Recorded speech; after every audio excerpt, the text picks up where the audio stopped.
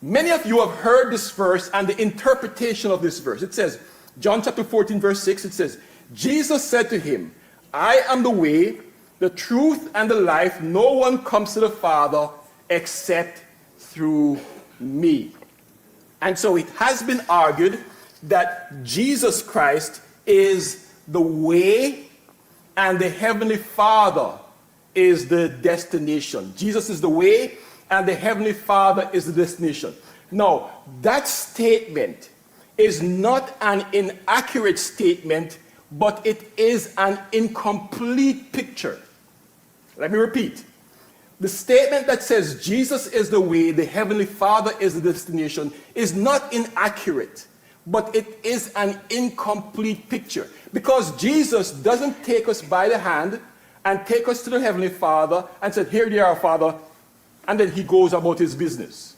The Bible says, I and the Father are one. John chapter 10, verse 30.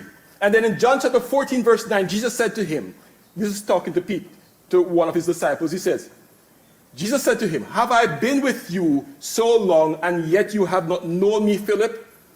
He who has seen me has seen the Father. So how can you say, show us the Father?